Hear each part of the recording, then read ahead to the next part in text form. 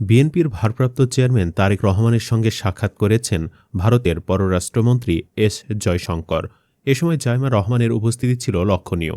এমন শোকের মুহূর্তেও কূটনৈতিক আলোচনায় তার সক্রিয় অংশগ্রহণ, তারেক রহমানের মানসিক শক্তি হিসেবে তার ভূমিকা এবং গুরুত্বপূর্ণ মুহূর্তে তার পরিপক্ক বডি ল্যাঙ্গুয়েজ দেশ-বিদেশের গণ্যমান্য ব্যক্তি ও ক্যামেরার সামনে প্রশংসিত হয়েছে।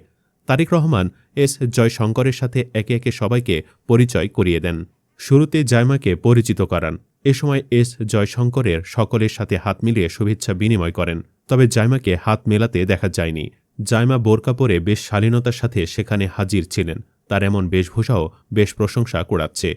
সব মিলে বেগম জিয়ার মৃত্যুতে সারা দেশের যখন শোকের ছায়া নেমে এসেছে, যেখানে ঢাকা মহানগরী পরিণত হয়েছিল এক বিশাল জানাজার শহরে, এই শোকাবহ মুহূর্তে পরিবারের পাশাপাশি রাজনৈতিক অঙ্গনেও এক নতুন দিক উন্মোচিত হয়েছে।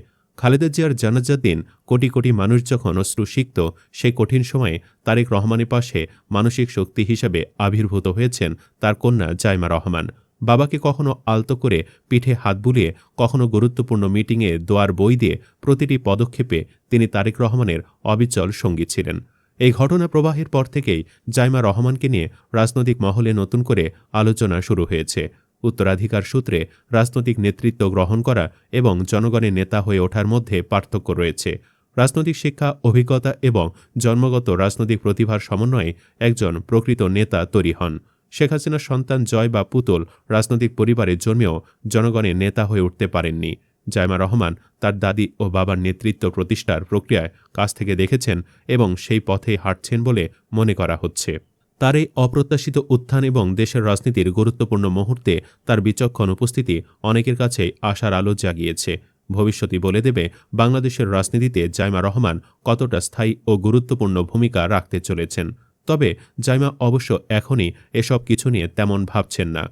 উপরে শক্ত মনে হলেও ভেতরে ভেতরে তিনিও দাদিকে হারিয়ে বেশ ভেঙে পড়েছেন। নানান পুরনো স্মৃতির কথাও বলেছেন। জাইমা তার দাদিকে কেবল একজন প্রধানমন্ত্রী হিসেবে নয়, বরং একজন স্নেহময়ী দাদু হিসেবে স্মরণ করেছেন। একাদশ জন্মদিনে একটি ফুটবল টুর্নামেন্টে গোলরক্ষক হিসেবে তার বীরত্বপূর্ণ জয়ের কথা দাদিকে শোনানোর স্মৃতি তুলে ধরেছেন তিনি। সে সময় খালেদা জিয়ার মনোযোগ ও গর্ব তাকে গভীরভাবে ছুঁয়ে গিয়েছিল, যা তিনি অন্যদের সাথেও ভাগ করে নিয়েছিলেন। সামাজিক যোগাযোগ মাধ্যমে জাইমা লিখেছেন, দাদি সবসময় খেয়াল রাখতেন, সময় দিতেন এবং জীবনের গুরুত্বপূর্ণ মুহূর্তগুলোতে সাহস যোগাতেন। তার কাছ থেকে জাইমা বিনয়, আন্তরিকতা এবং মনোযোগ দিয়ে শোনার মতো নেতৃত্বের প্রথম পাঠ পেয়েছিলেন। দীর্ঘ 17 বছর বাংলাদেশের বাহিরে থাকলেও জাইমা কখনো তার শিকড় ভোলেননি। তার মতে, সংস্কৃতি, সমাজ এবং পরিচয়ই একজন মানুষকে গড়ে তোলে। লন্ডনে বেড়ে উঠলেও বাংলাদেশের প্রতি তার টান সবসময় ছিল গভীর। শিক্ষা জীবনে শৃঙ্খলা শেখার পাশাপাশি আইন পেশায় কাজ করার অভিজ্ঞতা তাকে সবচেয়ে বেশি সমৃদ্ধ করেছে। মানুষের পাশে দাঁড়ানো, তাদের কথা শোনা এবং ন্যায় বিচারের জন্য কাজ করা তাকে মানবিকতার শিক্ষা দিয়েছে। জাইমা রহমান তার দাদাকে কখনো দেখেননি, কিন্তু তার সততা ও দেশপ্রেম সম্পর্কে তিনি সবসময় অবগত ছিলেন।